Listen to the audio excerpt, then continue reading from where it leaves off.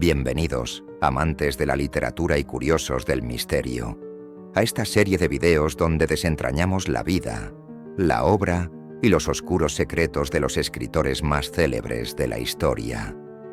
Hoy abrimos este oscuro telón con el maestro del terror y la melancolía, Edgar Allan Poe, poeta atormentado, narrador siniestro, pionero del relato detectivesco y víctima de una existencia tan trágica como los cuentos que inmortalizó. ¿Qué tormentos acechaban su mente? ¿Qué enigmas rodean su muerte? Y sobre todo, ¿cómo logró transformar su dolor en arte eterno? Acompáñenme en este viaje a las sombras de la literatura, donde cada palabra escrita es un eco de su propio abismo. Bienvenidos a la mente de Poe. Hay nombres que resuenan en los ecos más oscuros de la literatura, y pocos lo hacen como Edgar Allan Poe. Su vida fue un desfile de tragedias, un torbellino de lucha, y aún así, de ese caos, surgieron historias y poemas que no solo definieron un género, sino que transformaron la manera en que entendemos el arte de contar historias. Pero, ¿quién era realmente este hombre cuyas palabras aún nos persiguen? ¿Y cómo es que su vida, tan atormentada, moldeó la literatura que hoy admiramos? Edgar Allan Poe nació el 19 de enero de 1809 en Boston, Massachusetts, en el seno de una familia de actores itinerantes. Su infancia, lejos de ser una etapa de inocencia y juegos, estuvo marcada por la tragedia. Su padre abandonó a la familia cuando él era un bebé, y su madre murió de tuberculosis poco después, dejándolo huérfano a los 3 años. Fue acogido por John y Frances Allan, una pareja acomodada de Richmond, Virginia, que le dio su segundo nombre, pero nunca le ofreció un verdadero sentido de pertenencia. Esta relación, tensa y llena de conflictos, sería una constante fuente de angustia en la vida de Poe.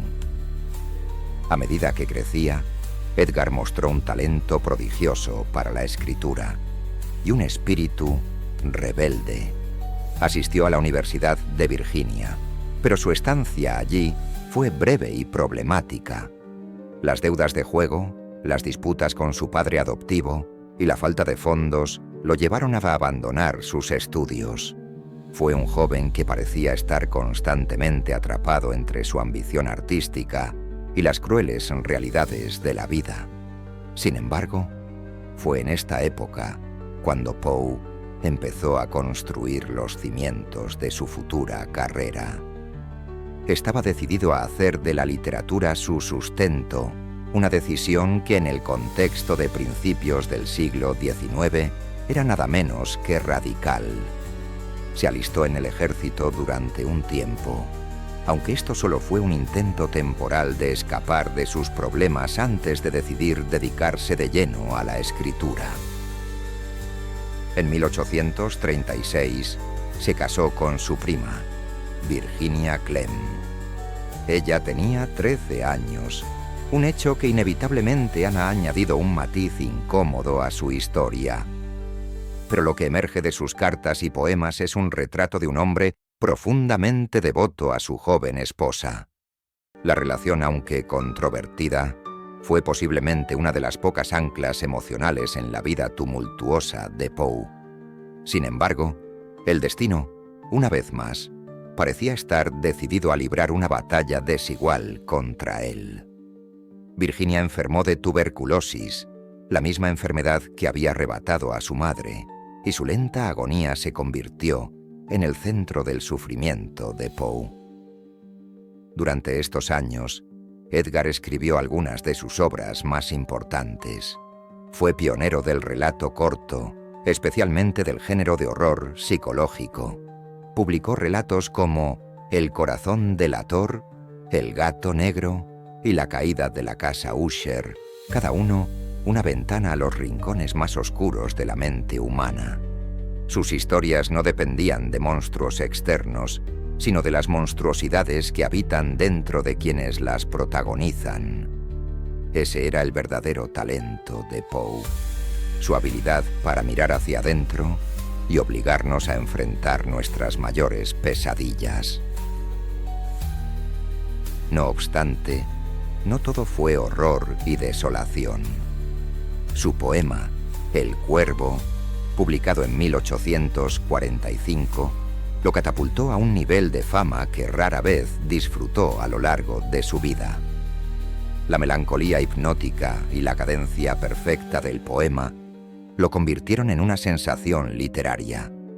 Era, en esencia, la obra maestra de un hombre que parecía estar escribiendo con su propio dolor como tinta. Pero detrás de estos éxitos públicos se escondía un hombre al borde del colapso.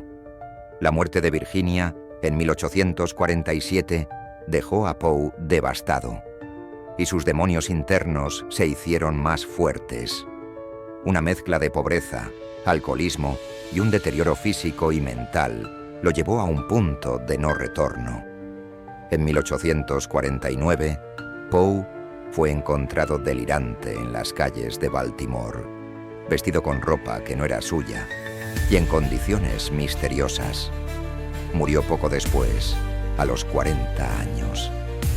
Las circunstancias de su muerte siguen siendo un enigma, alimentando teorías que van desde el envenenamiento hasta el asesinato.